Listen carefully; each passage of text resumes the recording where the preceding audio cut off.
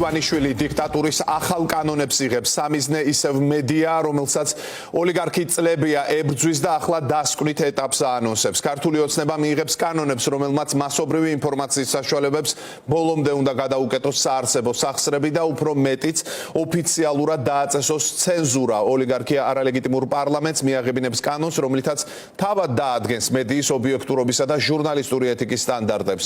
ეს ყველაფერი არ არის სტანდარტების დადგენასთან თავადვე გააკონტროლებს მონიტორინგით, რომლისთვისაც ასევე ქმნის მექანიზმებს. ახლა ახალი კანონების შესახებ ოლიგარქის პარტიამ დღეს პირდაპირ განაცხადა. სოფო ვარდიაშვილი, ჩვენი ჟურნალისტი, შემოგვიერთება ახლა პირდაპირ ეთერში დეტალებით. დიახ, ხო, ავტორიტარიზმი და დიქტატურა, ეს იყო ტერმინები, რაც განსაკუთრებით ბევრჯერ გამოიყენეს ამ საღამოს ქართული ოცნების ინიციატივის შესაფასებლად.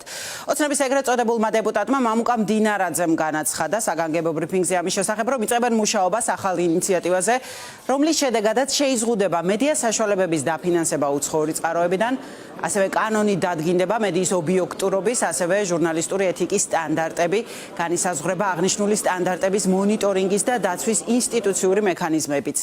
კრიტიკული მედიის წარმომადგენლების, ასევე მედია ექსპერტებისთვის ეს არის პირდაპირი ნაბიჯი ტოტალური ცენზურის დამყარებისკენ.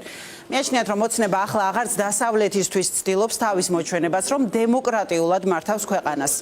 არ კმაყოფილდება ციხემში მოშიმშილე მზია ამაღლობელის დასჯით, ჟურნალისტებისადმი სასტიკი ანგარიშწორებით, მედიის აქამდე არსებული შემზღუდავი მექანიზმებით და ყველა საშუალებით აძლიერებს მეთოდებს, რომ მოგუდოს თავისუფალი აზრი ფინანსურადაც და რეპრესიული კანონების საშუალებითაც. გადაწურული აქვს ყველა იმედი იმისა, რომ კოლექტიურ დასავლეთთან, როგორც ისინი მას უძახიან, ურთიერთობას რაიმე ფორმით დაალაგებენ. ამიტომ ეს თამაში აღარ ჭირდებათ. აქედან მომდინარეობს ფორსირება არა მარტო ამ ტიპის რეპრესიული კანონების, არამედ იმ რეპრესიული მექანიზმისა, რომლის შედეგიც არის გადავსებული ციხეები, თუნდაც საქართველოში.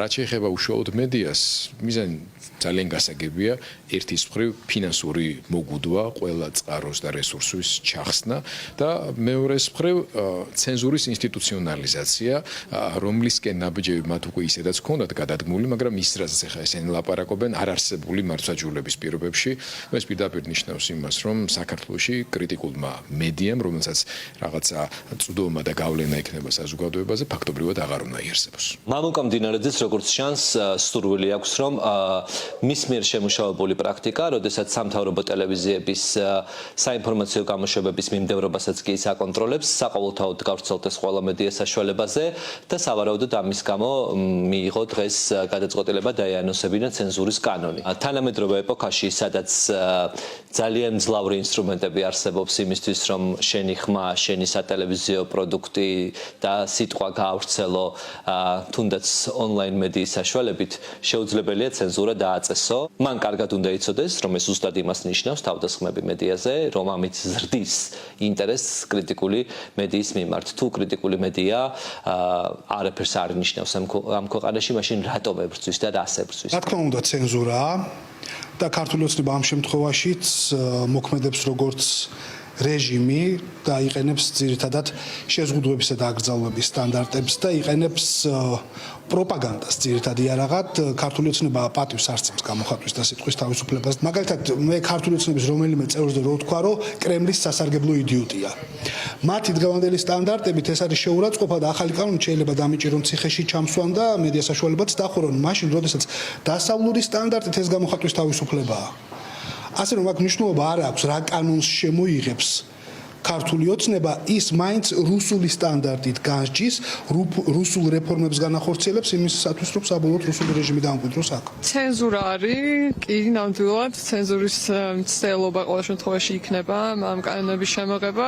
უბრალოდ აქ საკითხი არის, რამდენად მინდა ემორჩილება და როგორ, იმიტომ რომ ეხა რუსული კანონი რომ შემოიღეს, მე არ ვიცი რომელიმე მედია დარეგისტრირდა, ჩვენ არ დავრეგისტრირეთ და მე არ ვიცი, არავის არ ვიცნობ, ვინც დარეგისტრირდა ხო და მოლოდინი მსგავსი მაქვს, რომ თვით ცენზურა ყოველ შემთხვევაში და ცენზურა ამ ახალი კანონების მიხედვით არ იქნება. მანამ სანამ ამის უფლება სანამ შევძლოთ, იმიტომ რომ გერმზე ამაღლობელი ციხეში არის უკვე და მაგასაც ხედავთ, რომ კრიმინალური დევნა მედიების ან მესიჯი არა ჩვენთვისაც, რომ შეიძლება შემდეგი ჩვენ ვიყოთ. ის, რასაც აკეთებს დღეს ჩვენი ხელისუფლება, ეს არის სწორედ აი დიქტატურის ინფრასტრუქტურის შექმნა, რომ იყოს ერთი პარტია, ის ტელევიზია, რომელიც მხოლოდ მის აზრს გაატარებს, საზოგადოება, რომელიც იქნება დამორჩილებული ოღონდ მუდმივ რეპრესიებში და მუდმივ შიშში. ახლა ვისი გაჩუმებაც უნდათ მათ რო გააჩუმებენ, ამითი არ გაჩერდებიან. შემდეგ აი თავისიანებს დაერევიან, იმიტომ რომ სხვანაირად შიშის ატმოსფერო და აი ეს მუდმივი სტრესი დიქტატურის მხრიდან მაშინ გაქრება. ოცნების ხელისუფლების მიერ დაანონსებული კანონი ძალიან სახიფათოა ოპოზიციის შეფასებითაც, თუმცა არა მოულოდნელი. პოლიტიკოსები ამბობენ, რომ ქართული ოცნების ხელისუფლება ფეხდაფეხ მიჰყვება რუსული ავტორიტარიზმის სცენარს. პროტესტი უნდათ რომ აღკვეთონ, მედია უნდათ რომ გააჩუმონ, პოლიტიკოსები უნდათ რომ ციხეში ჩასვან. აი ეს არის მათი მიდგომა. ამით უნდათ რომ დიქტატურა დაამყარონ. თუ თავისუფალი მედია არ იქნება, თუ პროტესტი არ იქნება, თუ პოლიტიკა არ იარსებებს, ქვეყანაში მაშინ იქნება დიქტატურა, ხო? ეს უნდათ რომ მათ დაამყარონ, არა? ამას ჩვენ უნდა დაუპირისპიროთ მეტი პროტესტი, მეტი ერთიანობა და მეტი წნეხი მათზე. აირჩიეს ქვეყნის იზოლაციის და განადგურების გზა.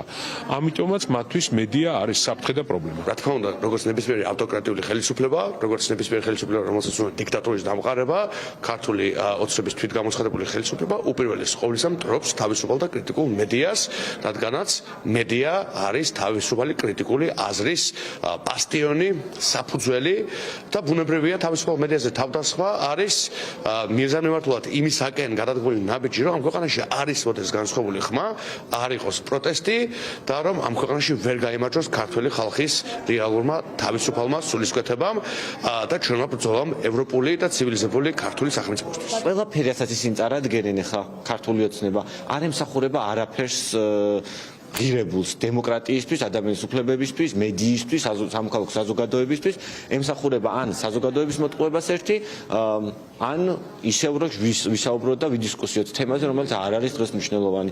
მათ შორის, რა ვიცი, ბრიტანეთის პირველად გავიგე, რა ფუნქცია ექნება და რატომ მაინც და მაინც დღეს. ეს არის დიქტატურის დაჩქარებული დამყარების ცდელობა.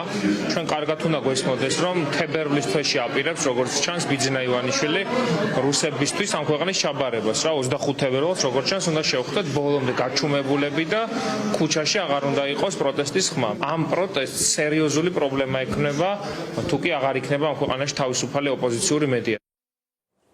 და ეს არ არის ყველაფერი. ოცნების ხელისუფლება ასევე აპირებს ახალი კანონპროექტის დაინიცირებას, მას შემდეგ რაც რუსული კანონი სათანადოდ ვერ აამოქმედა.